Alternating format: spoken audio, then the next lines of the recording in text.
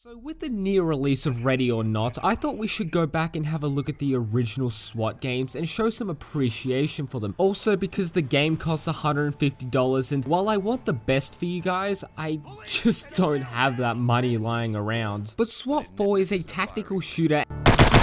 Police, put your hands up! And while I wouldn't say it's the best game that I've played, it's definitely in the top, and I'm going to explain why. But you play as an elite police officer called Led, who commands his own squad who are tasked to go against various different obstacles that range from a bunch of chem addicts have taken over the local 7-Eleven. Sierra 1, element Police, spotted. on your... Stop. This is entry. No weapons here. Suspect is injured and in need of medical attention.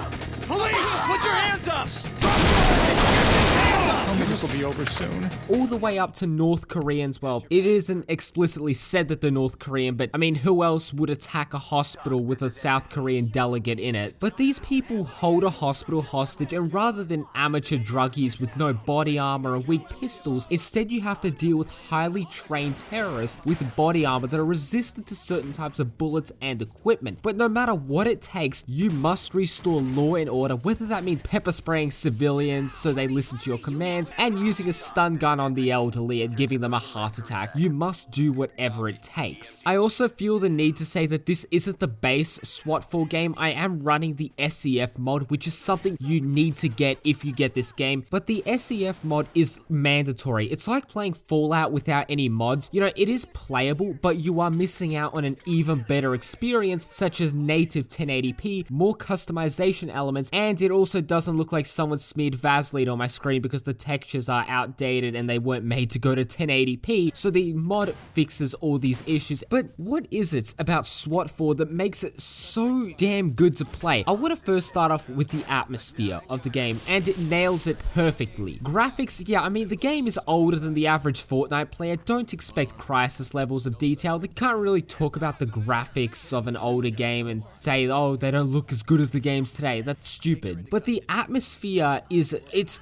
freaking spot on. It's really spooky at times. I even thought that I was playing a horror game, especially when you couple in sound. Look, I'll just demonstrate what I'm talking about. In a level called the Fairfax Residence, a man has been allegedly kidnapping women and you need to raid the house. While this level isn't action-packed with like guns and explosions, it is my favorite level in the whole game, and here's why. You roll up to what seems like an ordinary house in an ordinary neighborhood. Nothing out of the ordinary in the exterior, but once you get in, that's when things get strange. The house has heaps of junk everywhere. There's cockroaches. It's like a hoarder lived here. I mean, honestly, some people do live like this, but you can hear the tone in the sound change, as well as on a radio, you can hear a mother pleading for her daughter to be freed from her captor.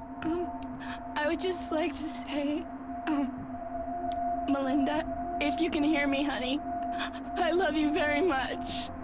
And I'd like to say to whoever took her, I beg you, please. How dare you come in here? Please bring my daughter back. And as you sweep the house, you arrest the suspect's mother. And as you do so, she's like pleading and saying his name, saying like, oh, he wouldn't do anything, he's innocent, you have no right being in this house. Lawrence, please.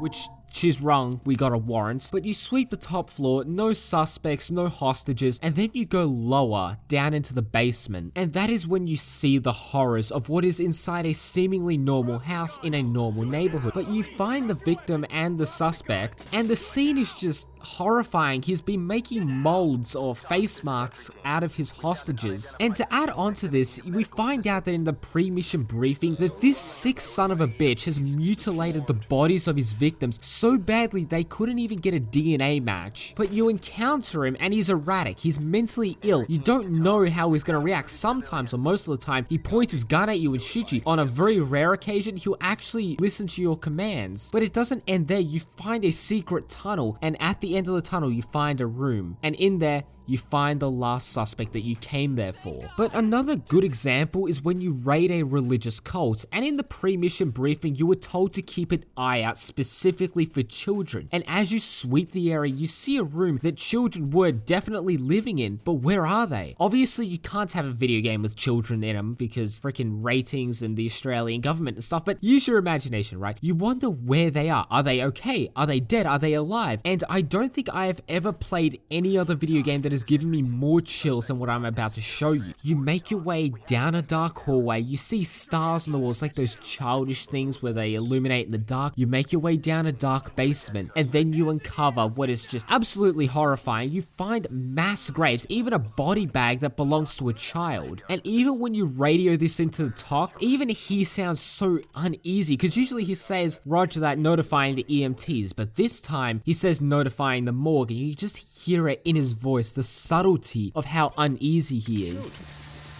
Civilian has complied. Talk, we found a graveyard in the basement. Looks like it's their children. Copy that. Entry team notifying the morgue.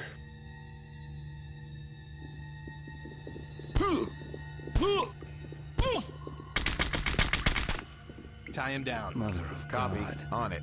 Stay quiet and You know, some of you might be thinking that this is a green light to go full auto and just unload lead into these psychos, but you can't do that. You must abide by the rules of engagement. Sure, I gave this guy a couple of punches, but I mean, I was role-playing as a corrupt cop, okay? Like, just let me have this. But another cool thing about this game is the sense of urgency that it creates. You go into a nightclub. Now, who's going to be at nightclubs? Mostly young people, even teenagers. Now, have a listen to this 911 call. BCC to 911 emergency 107, hello? I'm at the A-bomb. These guys are shooting it out or something. They hit my girlfriend. What is the address? Shit, I don't know the address. I mean, it's the A-bomb on Adelaide. Come on, she's bleeding. Okay, I'm sending an ambulance, but if you could give me a street address, that'd help. What the hell? You putting me on hold? Isn't this 911? I don't know the damn address. I'm right here, sir. Try to stay calm. Can you describe your girlfriend's injuries? She got hit in the shoulder. I dragged her out, but then she started bleeding. She's awake. But when you get into the club and you're walking around, you can't see the true carnage or what has been unleashed here, but you can hear it in the audio. Just listen to the background.